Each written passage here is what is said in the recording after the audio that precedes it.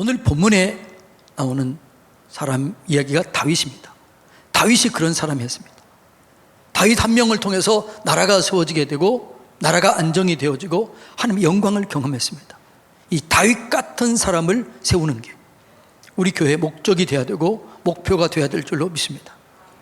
그렇게 되면 우리나라의 미래, 우리 교회의 미래는 더 밝고 더 하나님의 영광을 경험하게 될 줄로 믿습니다. 자, 다윗 하면 근데 떠오르는 여러분 생각이 뭐예요? 다윗 하면 뭐가 떠올라요? 네. 다윗 하면 떠오르는 게 뭘까요? 장군, 왕, 뭐 이런 게 떠오르잖아요. 그런데 다윗은 어렸을 때 왕따를 당했습니다. 다윗은 인정을 받지 못했습니다. 다윗은 가난하고 슬픈 어린 시절을 보냈습니다. 그걸 단적으로 한 예가 뭐냐 그러면 자기 집에서도 인정받지 못했어요. 자기 집에서도 환영받지 못했습니다. 사무엘 선지자가 사울 왕이 하나님을 떠나고 하나님 앞에 온전히 순종하지 못하자 새로운 왕을 세우겠다라는 하나님의 음성을 듣습니다.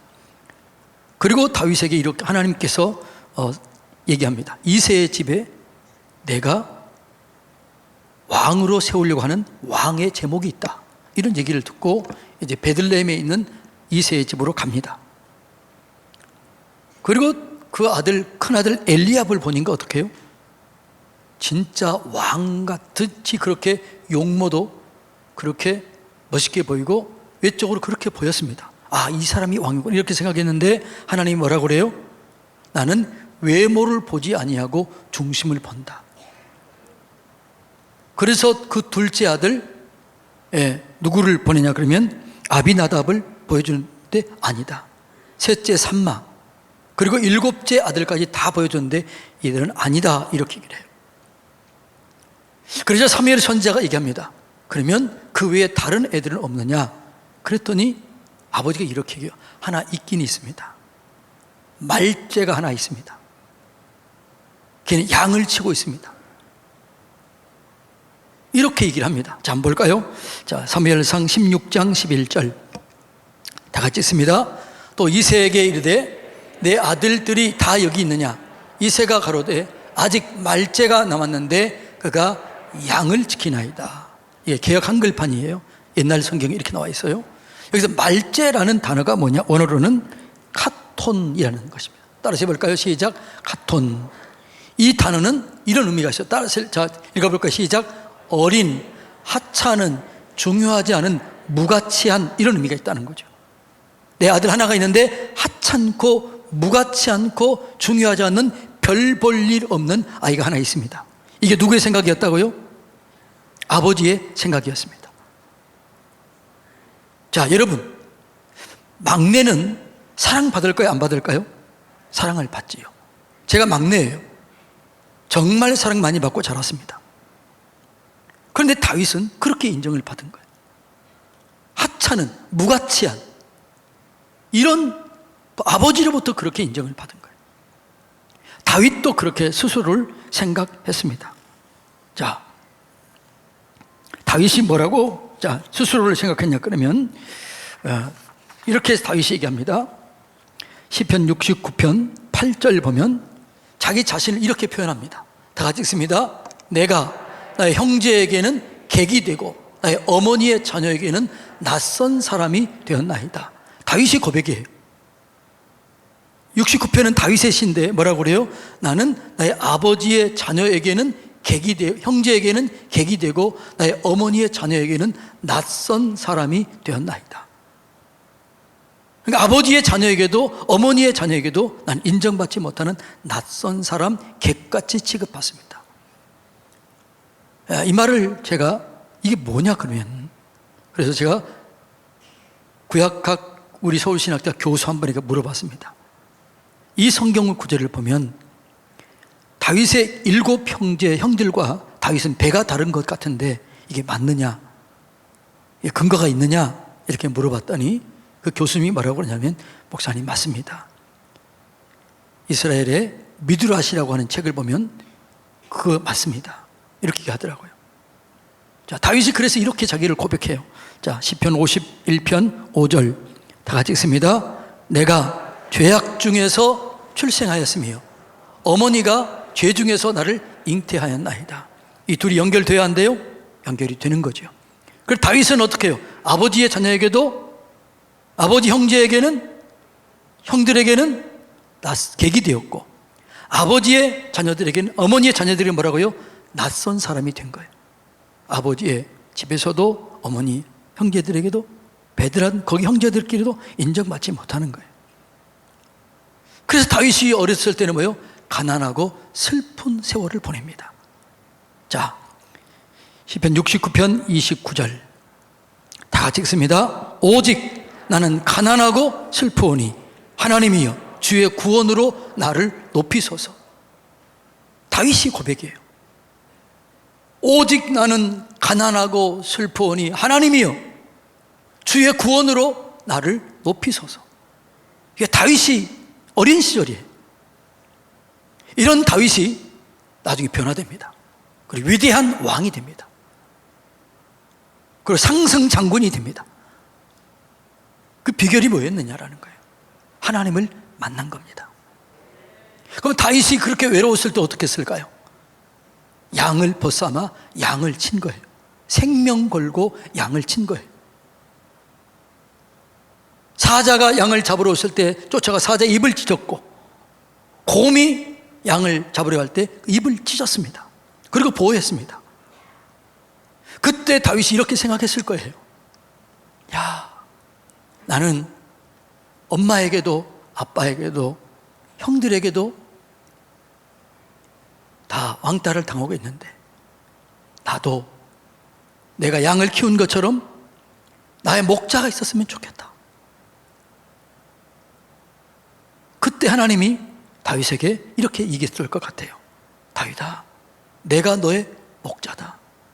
여호와 로이, 내가 너의 목자다. 이 얘기를 듣고 다윗이 얼마나 기쁘고 얼마나 감격하고 얼마나 힘이 났을까요? 그래서 그 쓴 시가 시편 28편이다. 저는 그렇게 생각합니다. 이건 제 생각이에요. 자, 시편 23편 그런 마음을 가지고 한번 읽어봅니다. 시작. 여호와는 나의 목자시니 내게 부족함이 없으리로다. 그가 나를 푸른 풀밭에 누이시며 실만한 물가로 인도하시는도다. 내 영혼을 소생시키시고 자기 이름을 위하여 의의 길로 인도하시는도다. 내가 사망의 음침한 골짜기를 다닐지라도 해를 두려워하지 않을 것은 주께서 나와 함께 하심이라. 주의 집 나를 안위하시나이다. 주께서 내 원수의 목전에서 내게 상을 차려주시고 기름을 내 머리에 부으셨으니 내 잔이 넘치나이다. 내 평생의 선하심과 인자하심이 반드시 나를 따르리니 내가 여호와의 집에 영원히 살리로다. 자, 여호와가 나의 목자라는 사실을 깨닫고 그 시를 지으면서 다윗은 평생 힘들고 어려울 때마다 이걸 고백하며 이겨냈을 것입니다. 이 시편 23편은 우리 그리스도인들이 주기도문 다음에 가장 많이 암송하는 구절이 시편 23편입니다. 23편의 의미를 알고 우리가 읽고 또 이걸 또 암송한다면 더 큰 은혜를 경험하게 될 줄로 믿습니다. 네, 여러분, 하나님을 만나면 변화됩니다. 두려움이 사라집니다. 절망을 이겨낼 수 있습니다. 염려도 사라집니다. 걱정도 사라집니다. 기쁨과 감사가 넘쳐나게 되는 것입니다. 예. 과거에 얽매이지 않습니다. 과거의 상처가 나를 무너뜨릴 수 없습니다. 미래가 나를 두렵게 할 수 없습니다. 강하고 담대한 믿음으로 승리하며 앞으로 나아갈 수 있는 힘을 얻게 되는 것입니다. 다윗이 이 하나님을 경험한 거예요. 하나님을 경험하고 다윗은 이제 누구의 하나님? 아니라 나의 하나님, 우리 아버지의 하나님이 아니고 내 어머니 하나님이 아니고 나의 하나님, 내 하나님, 이렇게 얘기합니다. 그래서 시편 18편 1절로 2절을 보면 나의 하나님이라는 단어가 11번이나 나옵니다.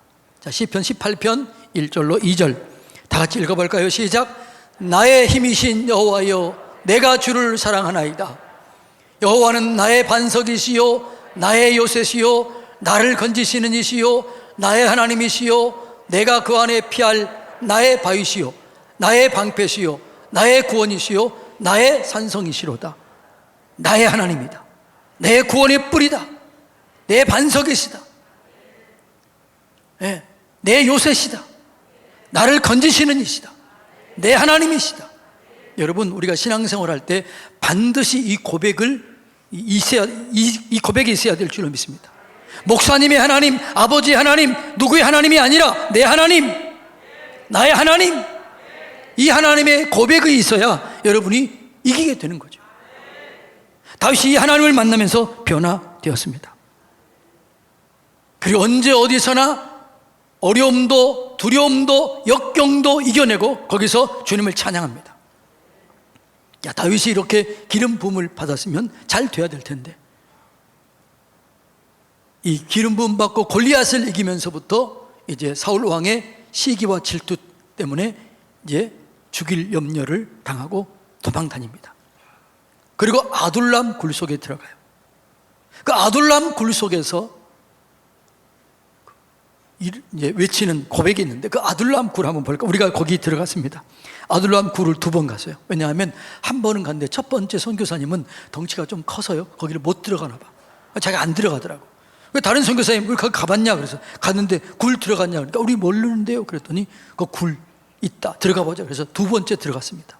자, 아둘람 굴 한번 떼어주세요. 이게 아둘람 굴 이 입구에 입구 그 내부입니다. 자, 2번째, 이렇게 이제 겉으로 볼 때 이렇게 돼 있어요. 이렇게 이런 곳이 여러 군데 있습니다. 밖에서 있는 거죠. 2번째 또 다른 사진이요. 이게 이제 아둘람 굴입니다. 이 굴이 좁을 것 같아요? 넓을 것 같아요? 좁아요. 여기 출구입니다. 또 다른 거 있나요? 이게 비둘기 집이에요. 그 아둘람 굴 속에 비둘기 집이 있는 거예요. 그렇게 이렇게 기어서 들어갔더니 있는 거예요. 왜 비둘기 집이 있느냐? 비둘기를 키우면서 거기서 비둘기를 먹거나 또 비둘기를 훈련시켜가지고 편지를 보내는데 이 비둘기를 사용한 거예요. 굴 속에 조금 들어가면 이런 조그만 이렇게 넓은 곳이 있어요. 그런데 거기 400명이 다 들어가지 못해요. 여러 군데 흩어져 있었겠죠. 근데 그 절망적인 상황, 그 조그만 굴, 겨우겨우 들어가는 그곳에서 다윗이 쓴 시가 있어요. 그 시가 시편 57편입니다. 자, 57편 1절 한번 읽어볼까요? 다 같이 읽습니다. 시작. 하나님이여 내게 은혜를 베푸소서, 내게 은혜를 베푸소서. 내 영혼이 주께로 피하되 주의 날개 그늘 아래서 이 재앙들이 지나기까지 피하리이다. 그러니까 다윗이 그 죽을 위기를 당하고 아둘람 굴로 피하면서 뭐라고 그래요? 내게 은혜를 베푸소서, 내게 은혜를 베푸소서, 그렇게 간절히 기도해요. 그리고 그 기도한 다음에 확신을 갖고 노래하는 게 7절로 11절입니다. 다 같이 읽어볼까요? 시작. 하나님이여 내 마음이 확정되었고 내 마음이 확정되었사오니 내가 노래하고 내가 찬송하리이다. 내 영광아 깰지어다, 비파야 수금아 깰지어다. 내가 새벽을 깨우리로다. 주여 내가 만민 중에서 주께 감사하며 문나라 중에서 주를 찬송하리이다. 무릇 주의 인자는 커서 하늘에 미치고 주의 진리는 궁창에 이르나이다. 하나님이여 주는 하늘 위에 높이 들리시며 주의 영광이 온 세계 위에 높아지기를 원하나이다. 이게 뭐라고요? 그 속에서 하나님이여 내 마음이 확정되고 확정되었습니다.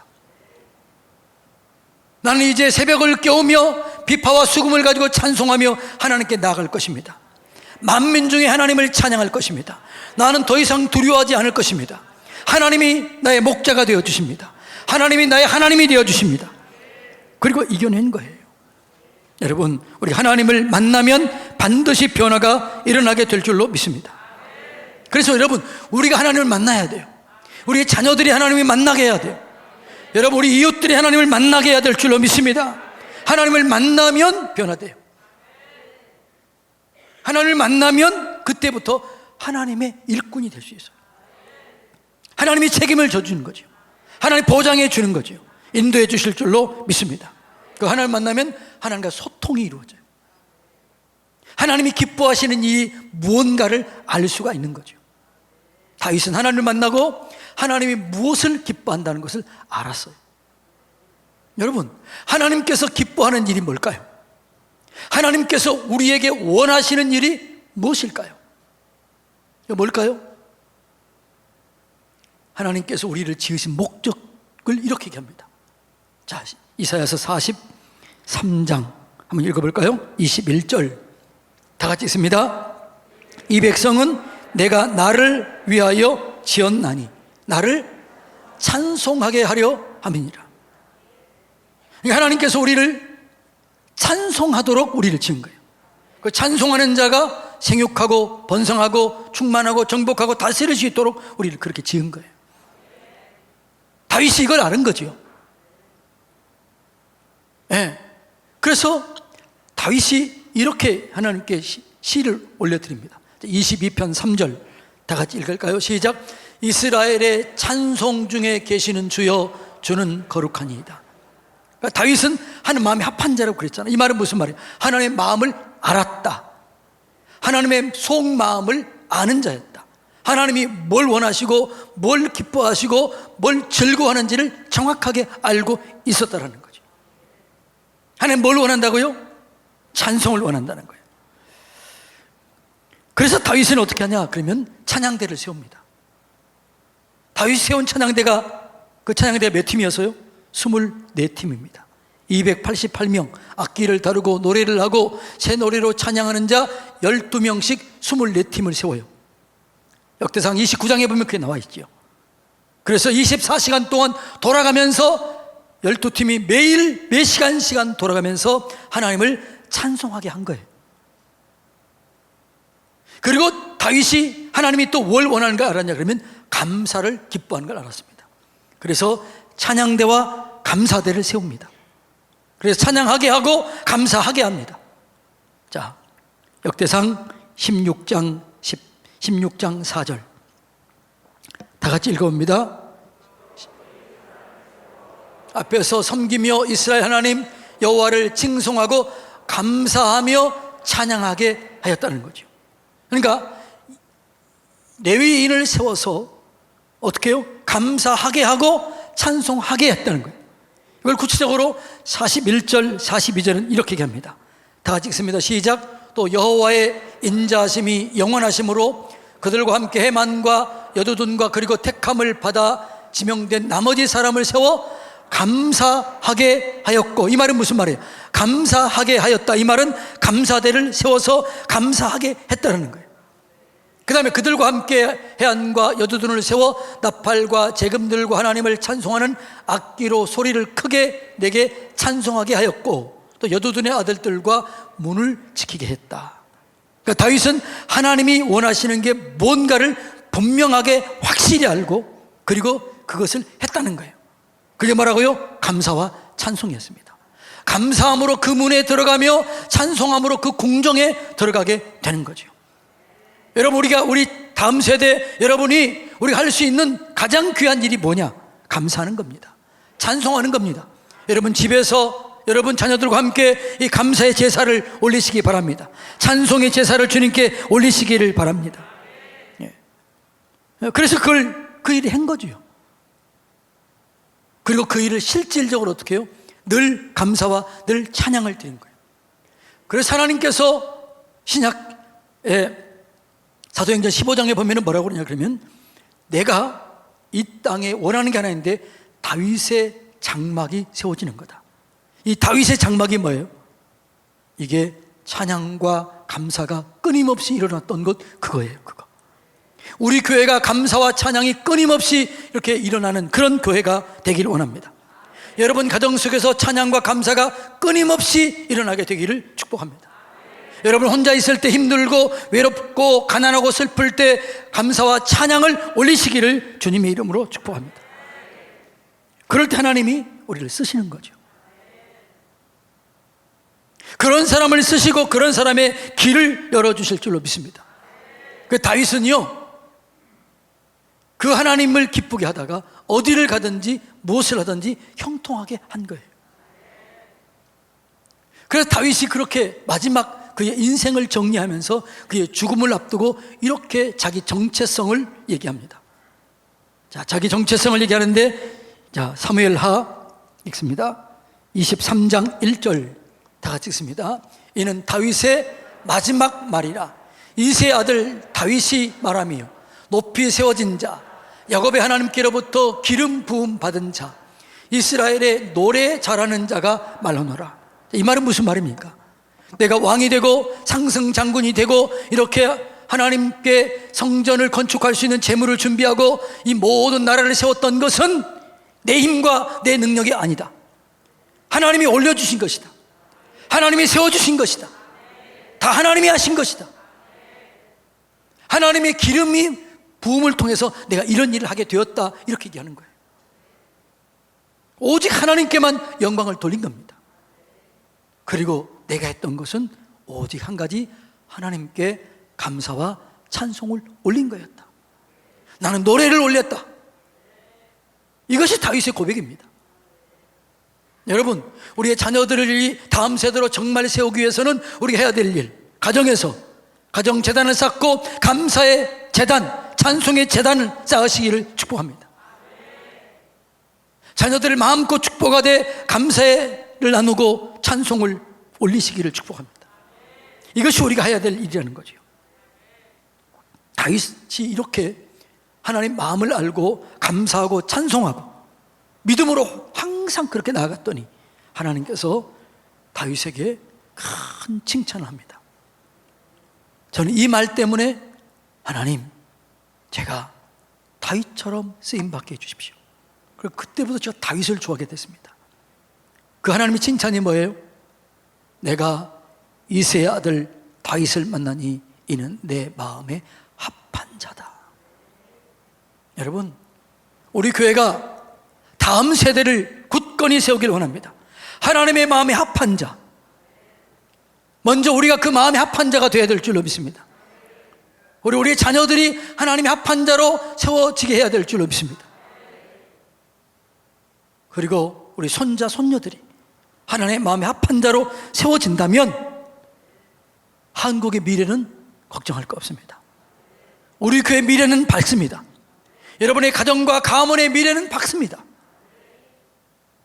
하나님의 마음에 합한 자, 하나님의 마음에 합한 여러분, 여러분의 가정, 여러분의 가문, 우리 교회, 이 나라, 이 민족이 되어서 마지막 때 영광스럽게 쓰임받게 되기를 주님의 이름으로 축복합니다.